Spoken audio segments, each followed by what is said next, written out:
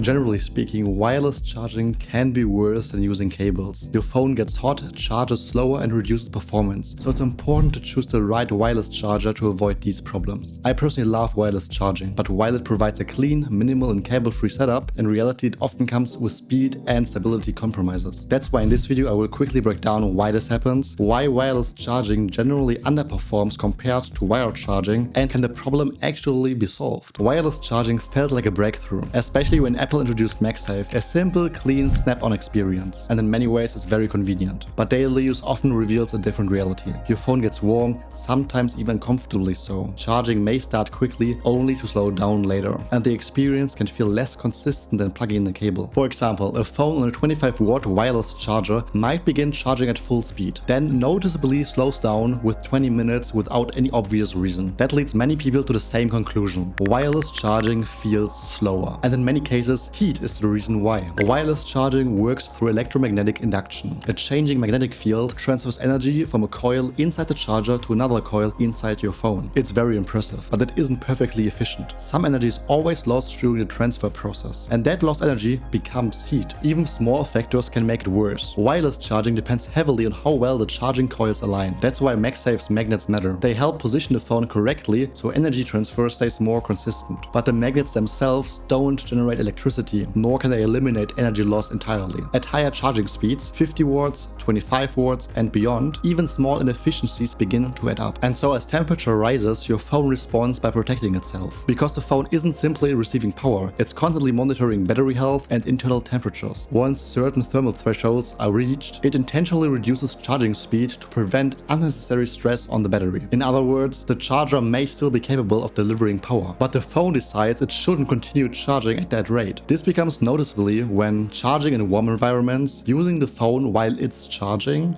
through thicker cases, and using wireless charging in direct sunlight, such as inside cars. All of these increase heat buildup, making thermal throttling more likely. Even identical chargers can perform differently depending on room temperature, airflow, phone usage, alignment, or case thickness. So the gap between wired and wireless charging isn't just perception. It's the result of how each system handles heat under real-world conditions. Most charging brands focus on other things. They focus on power delivery, higher wattage numbers, faster charging claims, but not what happens after charging begins, and especially not what happens inside the phone. In many designs, cooling is applied primarily to the charger itself, the base, the coil housing, or the dock. But that's not the bottleneck. The bottleneck is the phone. So even if the charger stays cool, the phone can still build internal heat, and once temperatures rise, the phone does exactly what it's designed to do: reduce charging speed to protect itself. Some cooling approaches rely on thermal plates, but those mainly influence the charger's temperature and don't always address the phone's actual hotspots. So the gap becomes clear. Fast on paper, inconsistent in practice. Because regardless of how powerful the charger is, if heat inside the phone isn't effectively managed, charging performance will inevitably taper off. That's where EOSR's CryoBoost takes a different approach. Instead of treating heat as a side effect, it treats it as a core factor shaping charging performance. The idea is that wireless charging isn't simply a charger powering a phone. It's a thermal system involving the charger, the phone, and the surrounding airflow. CryoBoost focuses on maintaining thermal stability throughout the entire charging session. That's why active cooling is built directly into the charging process. At first glance,